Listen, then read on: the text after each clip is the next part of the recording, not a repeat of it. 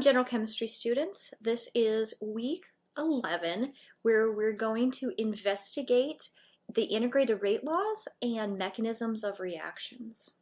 So first, we're going to start with the integrated rate laws and what that tells us about orders of reactions. So by the end of this video, you'll be able to use a graphical method which we'll call the integrated rate laws, in order to determine the rate law of a reaction. And we're really only going to talk about three of these. We're going to talk about zero order, first order, and second order. And by the end of this video, you'll also be able to calculate the half-lives of these processes with each order, zero, first, and second. All right, so the first thing to think about is the rate law. So the rate law, we know, has to be determined experimentally, where you're given data and that data will be in terms of the concentration of a reactant and how that affects the rate of the reaction. Okay, so we can graph the concentration of a reactant versus time. All right, and in order to find out the order of the reaction, this involves a little bit of calculus, which is going to give us the area under the curve. But that's a little bit beyond the scope of this course. So what we'll do instead is we will use the integrated rate laws, where the differential rate has been integrated, okay, in order to find out if the reaction is going to be zero order, first order, or second order. Okay, so just those three simple cases. All right, so let's look at a reaction. Here we have our reactant A that goes to products. All right, and so the plot of concentration of A versus time gives you three different curves. If something is zero order, what that means is that the concentration of the reactant doesn't affect the rate. So what you would see is that just over time, the concentration of A is going to decrease in a linear fashion, and that's what we see here. If something is first order, that means that the concentration of A does matter, right? And if the reaction is second order, we see a curve that looks a little bit different than the first order, but you can see that it curves a little bit more, right? You can see that in comparison to first order. Okay, so all of those things we have to deal with differently.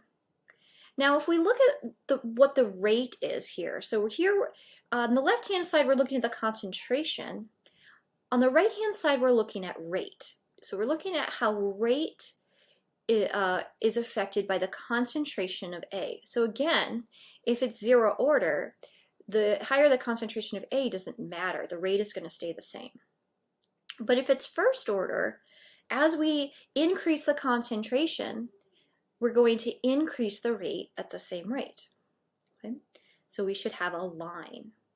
Second order is a little bit different because that's an exponential, right? So we have the concentration of A affects the rate as A squared. Okay, so we have to deal with all three of these situations a little bit differently. All right, so what we're going to do is we're going to use the integrated rate laws. And we're going to use the integrated rate laws when we want to know things about time. Okay, so maybe we know a rate constant. Maybe we know concentrations. We can determine the time it takes to get to a particular concentration. So really the integrated rate laws will give us an idea of time. All right, so not only are we going to look at the integrated rate laws, but we're also going to look at this idea of a half-life. So the half-life is exactly as it sounds. It's the length of time it takes for the concentration of the reactant to fall by 1/2. Right? So that's a half-life. So, and you can see that even after 3 half-lives, you never get to 0, right? Because the limit would be 0. But, so after 1 half-life, you are at 50%. After 2 half-lives, you are at 25%. After 3 half-lives, all right, because we're going down by half each time, you're at 12.5%, and so on. So every half-life takes the same amount of time, and we're decreasing by half the amount. All right, so let's start with zero order. So if we were to define the rate of a reaction that's zero order, we would say rate is equal to K, because we would raise the concentration to the 0 power, which is 1, and so rate equals K. So if we plot the concentration of A versus time, we should have a line.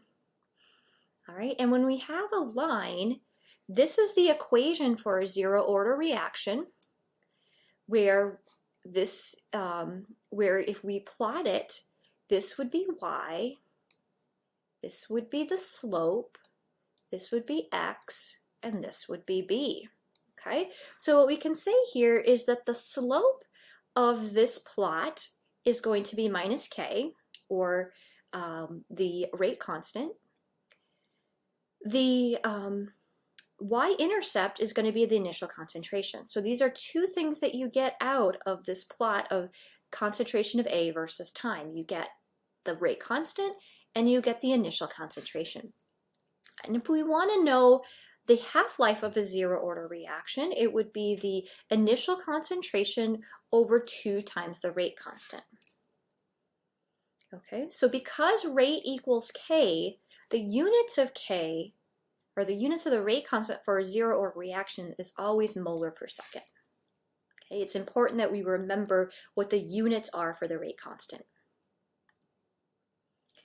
All right, so for a first order reaction, remember the rate is equal to K times the concentration of the reactant. So for the integrated rate law, we can plot the natural log of A versus T, and that'll give us minus K as our slope and the natural log of A as our y-intercept. So we can plot the natural log of A versus T, which is going to be our X, and then minus K is our slope, and the natural log of A initial is B.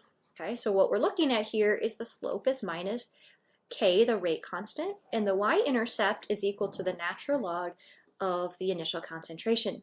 So here we can use this to determine the rate constant of a first order reaction. And the half-life is the natural log of 2, which is 0.693, divided by the rate constant. All right, so that's the half-life of a first order reaction.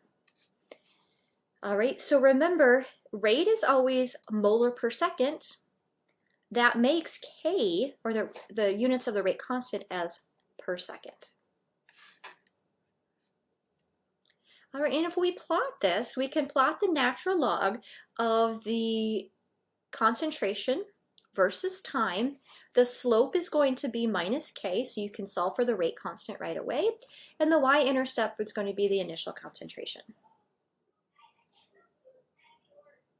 All right, and if we want to look at the half-life of a first order reaction, remember it's the time it takes to get to half the concentration.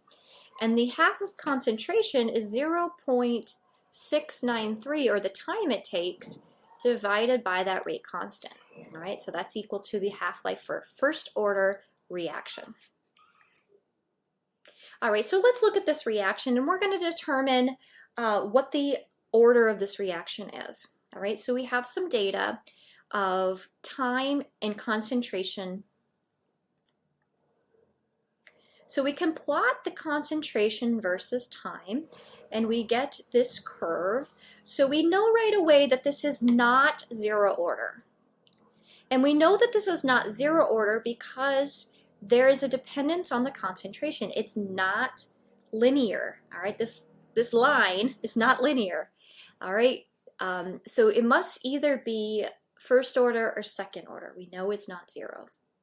We can also plot the rate of this reaction versus time, and what we see, the rate versus time, again, not zero order, or that would be constant all the way through. We see that over time, the rate of this reaction decreases. And that is true for both first order and second order. All right, so then what we can do is plot the natural log of the concentration versus time. And what we see here is that this is linear. And because it's linear, it tells us that this reaction must be first order.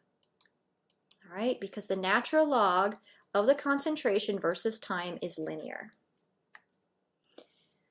All right, and we can look at the slope, and the slope will give us our rate constant. So our rate constant here is 2.0 times 10 to the minus 3 per second. So the units of the rate constant for first order is always per second. And then we could calculate the half-life also. So we would take 0.693 divided by our rate constant, and we find that it takes 345 seconds in order for the concentration to decrease by 50%. All right, so lastly, we're going to look at second order reactions. So remember, in a second order reaction, rate is equal to the rate constant times that concentration squared. All right, the integrated rate law is 1 over the concentration is equal to K times T plus the log of 1 over initial concentration. So again, this is Y, this is X, so we're going to plot 1 over the concentration versus time, and the slope is going to be K, and the y-intercept is going to be 1 over the initial concentration. Okay, so again, we're looking for the slope and we're looking for the y-intercept. The half-life for a second order reaction is 1 over K times the original concentration. Okay, so here the half-life has a dependence on the concentration, the original concentration. All right, and so because rate is molar per second, that makes our rate constant have units of per molar per second. All right, and so this is what the graph would look like, where we plot 1 over the concentration versus time, and the slope here we can extract out as K. Okay, so again we have our data, time versus pressure, which is the same as saying the concentration in this case, because we're all gases. And we can plot the pressure versus time, and you can see this is not zero order, right? Cannot be zero order because there is a dependence on concentration. So I'm just going to say not zero here. I can know that right away by plotting the pressure versus time. All right, now here I'm plotting the natural log of the pressure versus time. So I can say here, nope, not first order, because it's not linear when I plot the natural log of the pressure versus time. All right, so then what we would do next is, okay, well, if it's not zero order and it's not first order, well, maybe it's second order. So I can plot 1 over the pressure versus time. All right, so here I'm plotting 1 over the pressure, so the inverse pressure versus time, and now I have something that looks linear to me. And so I can then find the slope, all right, which is 0.0002. And that slope gives me the rate constant. All right. All right, so that's the end of our introduction to the integrated rate laws. Thank you.